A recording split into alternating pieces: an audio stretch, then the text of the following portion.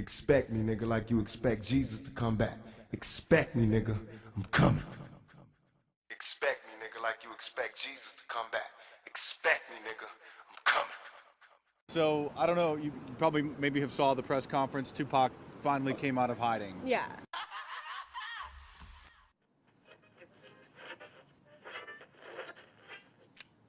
I haven't seen a car in 50 miles. You know what I just thought of, right? Kenny and Darla, You believe that story? that they had to go looking for her head. They only found the car. They never found her head.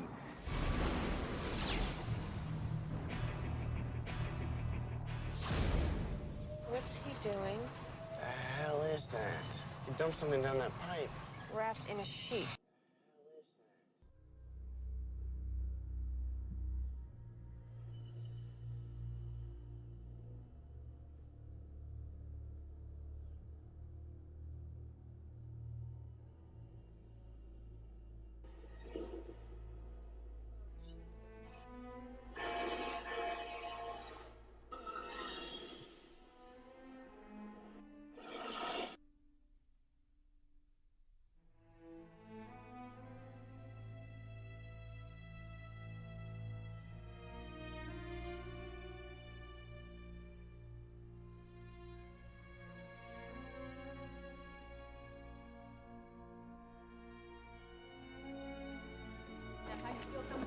Nah, don't block my way and don't hit my lawyer.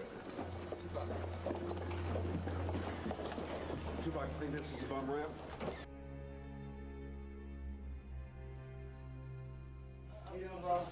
You're at a gun show in the US, so why not pick up an autograph from the killer of Trayvon Martin? Sitting quietly in a corner of the exhibition in Orlando, Florida, George Zimmerman signs photos and is ready for a chat, revealing a slice of life for the controversial figure who was acquitted of the murder and manslaughter of the black teenager last year. Apparently making this public appearance as a thank you to the owner of the gun show who supported him throughout the trial. Zimmerman was accused of racially profiling, following and shooting 17-year-old Trayvon in a gated neighborhood as he was returning from a convenience store. He claimed self-defense, and the trial shone a spotlight on Florida's Stand Your Ground law, which allows someone in fear of his or her life to use lethal force, which Zimmerman did. It prompted a series of protests about a law which many view as a license to commit murder, and even led to comment from US President Barack Obama. Since his acquittal, Zimmerman has had several brushes with the law. As well as being stopped twice for speeding, he was questioned by police in September after his estranged wife called authorities saying he'd threatened her with a gun. Today we met up with George Zimmerman at this gun store, asking him what life has been like since he was acquitted of murder last year. How come you stayed in Florida? Why didn't you just leave? I didn't. I went all over the United States. I met great people from here to Texas and even up north. Do you plan to stay here or do you plan to leave? I plan to go wherever the wind takes me. Why not just change your name, wear a hat, disguise yourself, and then live your life the way you want to live your life? Sure, I do disguise myself. I do wear a hat and sunglasses, etc. But I'll never change my name. I've had so much taken away from me. I'll never let someone take my name away from me. Same reason I won't leave the United States. This is my country, and I won't leave. No one's going to make me leave. Do you have any remorse? In which aspect? In what had happened on February 26th? Sure, and again, I hate to deflect, but I have to because of the Department of Justice's investigation. And what happened the night you and your girlfriend were calling 911 on each other? Again, I can't answer that. But you seem happy and you're back together again. I mean, you mean with her? I try to be as happy as I can with everybody, yes. Zimmerman wouldn't talk about his domestic dispute with his estranged wife, Shelley. He realizes his actions are being closely watched and says he still gets death threats. What's it been like since the trial for you to try and live a normal life? I think America can answer that. From what I understand, my speeding ticket was the first internationally publicized speeding ticket. So there's a tremendous amount of interest. There's a tremendous amount of everything I do is hyper-scrutinized, and I realize that, so I try to stay out of it. Zimmerman tells us he's getting treated for post-traumatic stress disorder as he goes from hotel to hotel. It is a challenge, I can tell you that much. And what is it that keeps you going? My faith in God. He tells us he wants to go back to school one day and get his degree. Zimmerman says he still walks around with a gun for his own safety. He's not sure when the Department of Justice investigation into the shooting of Trayvon Martin will be completed. In Orlando, Valerie White, Fox 35 News.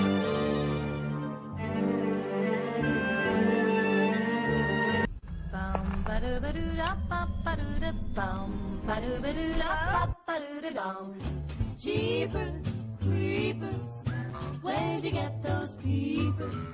Jeepers, creepers, where'd you get those eyes? Is this your idea of a little adventure? I'm just gonna look. Hello? You know the part in scary movies where somebody does something really stupid and everybody hates them for it? This is it. Every 23rd spring, for 23 days, it gets to eat. Eat. What the hell is that thing?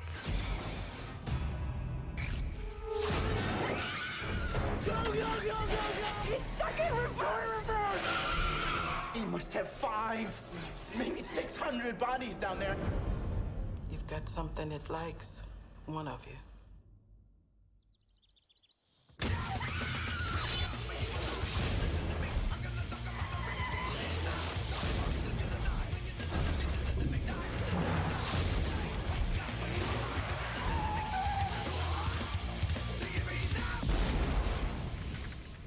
You think he's dead? They never are. Jeepers Creepers. The psych ward, don't ignore the psych ward, all aboard the psych ward, God ignore the psych ward, all aboard the psych ward, don't ignore the psych ward, all aboard the psych ward, God ignore the psych ward, nobody cares, my back's packed with poverty pains, my problems. No one can solve them, G, I can blame. I've been counting death more than once, yeah, I survived. Nigga, please, to breathe, blunts to roll, let's get high. Time after time, rhymes that I read to portray my pain, to explain.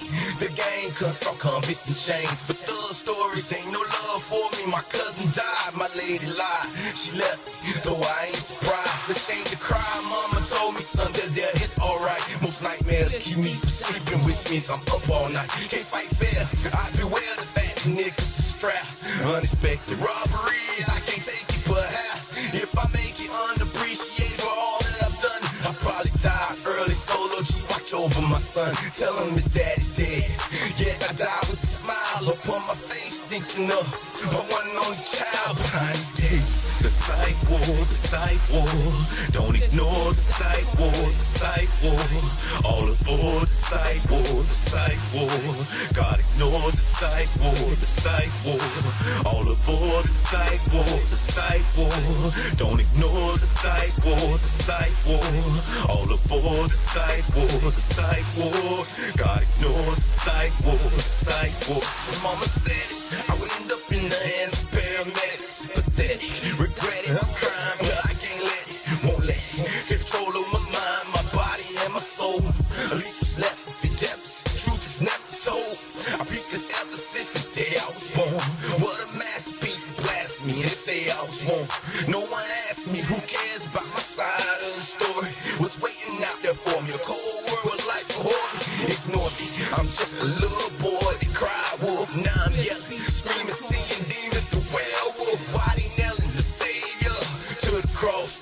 people, what do you think to save us, what's false, am I all alone, who's there, just me, myself, and I wanna go home, wasn't scared, just keep myself alive, for the trap aside, look in my face, I'm pissed, no wonder why I end up in a place like this. The psych ward, the psych ward. Don't ignore the psych ward, the psych ward. All aboard the psych ward, the psych ward. Gotta ignore the psych ward, the psych ward. All aboard the psych ward, the psych ward. Don't ignore the psych ward, the psych ward. All aboard the psych ward, the psych ward.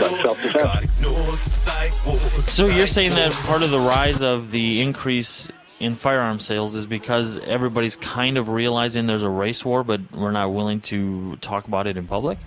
I think people are very much more aware of how vulnerable they are. And yeah, that's absolutely. I mean, I hear people say, well, people think Obama's going to grab the guns and the ammo in the second term. I don't think that's as important as the feeling of insecurity people get when they know there's all this violence going around, but people are ignoring it. So people are really starting to feel they have to do more to protect themselves. Now, obviously, in doing a lot of interviews for this book, not everybody's going to be a fan of yours. What do you say to people who say, oh, well, you're just trying to promote the very race war that you're saying is bad? Well, I don't use the word race war, but again, I just say, listen, I'm not just saying it. I've got it on YouTube. I'm documented all over the country, hundreds and hundreds of examples. And so I'm just telling the truth. Wow. Well, I got to tell you, this is one of those things that I wish didn't exist. If there was to be violence, I would hope that it would not be based on things that divide people. Because what happens is, once this becomes known, other people are going to choose sides naturally. Even if they don't engage in violence, they're just going to naturally choose sides. That's the psychology of humanity. So if this is a continuing trend, we're going to see an escalation of division, and that's not really what we need right now. Is there any effort that you have seen? And I understand I'm asking a lot of questions that go outside the realm of the book, but so many people are going to have questions because of this. Is there any effort within the black community to stop this or to kind of nip it in the bud? Yeah, I actually wrote about that in the book and for the stories I wrote for WND.com.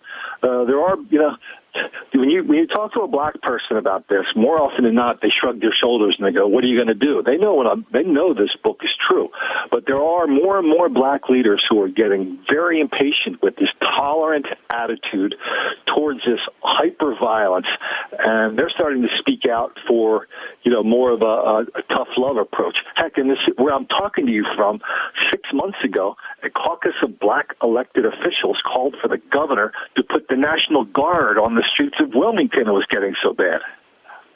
Well, I'm not a fan of putting the National Guard on the streets, but I understand the sentiment there, where people are saying, hey, you know what, this is getting out of hand, and I'm encouraged to see that it's coming from the same ethnic heritage that's part of the problem in the first place. And again, it's not that the ethnic heritage is the problem. See how lightly we have to tiptoe around this? You have to cover everything, make sure nobody can take your words and skew them. And that kind of emphasizes the point you're making, isn't it? That this is such a fragile issue that even if we talk about it, we kind of have to dot our T's and cross our I's here so much that it almost takes away from the value of the discussion.